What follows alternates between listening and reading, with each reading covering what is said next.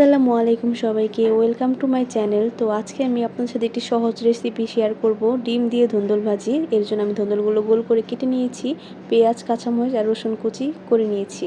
তারপর আমি একটি কড়াইতে তেল দিয়ে দিলাম, তারপর এটার মধ্যে একটু তেজপাতা দিয়ে দিয়েছি। দেখুন, অবশ্যই তেলটা গরম হওয়ার পর তেজপাতা দিবেন। তারপর আমি দিয়ে দিয়েছি রসুন কুচিটা একটু ভেজে নিয়ে তারপর আমি পেঁয়াজ কুচি দিব এটাতে। তো আপনারা সবাই কেমন আছেন? আশা করছি আল্লাহর রহমতে ভালোই আছেন। তো আমার রেসিপিটা যদি আপনাদের ভালো লাগে অবশ্যই লাইক করবেন, সাবস্ক্রাইব করবেন এবং কমেন্ট করে জানাবেন কেমন হলো। আপনারা অবশ্যই বাসায় ট্রাই করবেন। তো আমি পেঁয়াজ কুচি দিয়ে পেঁয়াজটাকে ভালোভাবে ভেজে নিয়েছি, এই যে বাদামি করে নিয়েছি। তারপর এখানে একটা ডিম দিয়ে দিলাম। যেহেতু আমার ধুন্দুলের পরিমাণ কম, এর কারণে আমি একটা ডিমই দিয়েছি। আপনাদের বেশি হলে অবশ্যই 2টা বা 3টা ডিম দিয়ে করতে পারেন। এই যে আমি এখন পেঁয়াজটার সাথে ডিমটা ভালোভাবে মিশিয়ে নিলাম। দেন আমি ধুন্দুলটা দিয়ে দিলাম। ধুন্দুলটা গোল গোল করে কাটলে সুন্দর লাগে দেখতে। আর ধুন্দুল যেহেতু একাই পানি ছেড়ে দেয়, তাই একটু মোটা মোটা করেই কাটবেন আর গোল গোল করেই কাটবেন, তাহলে সুন্দর লাগবে।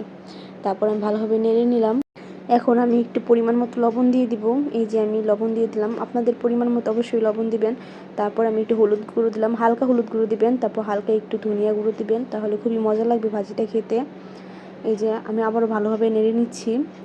একটু পরে আমি ঢাকনা দিয়ে ঢেকে দিব, যাতে পানিটা উঠে ধুন্দুলটা সিদ্ধ হয়ে যায়। এই যে দেখুন, আমি ঢাকনা দিয়ে ঢেকে দিয়েছিলাম, তার 5 মিনিট পরে দেখুন কি সুন্দর হয়েছে। এই যে একটু হালকা পানি উঠেছে, এই পানিটা দিয়ে ধুন্দুলটা সিদ্ধ হয়ে যাবে। আমি তারপর একটু কাঁচামরিচ দিয়ে দিলাম। এটা খুবই সহজ রেসিপি, খুব অল্প সময় লাগে করতে। আমার মনে হয় 5 থেকে 7 মিনিট লেগেছিল। আপনারা অবশ্যই ট্রাই করবেন। এই যে আমার ভাজিটা হয়ে গেছে, পানিটা শুকিয়ে নিলেই ভাজিটা হয়ে যাবে। এই যে আমি এখন নামিয়ে নিলাম। দেখুন রংটা কি সুন্দর হয়েছে। আপনারা অবশ্যই ট্রাই করবেন। সুস্থ থাকবেন। আল্লাহ হাফিজ।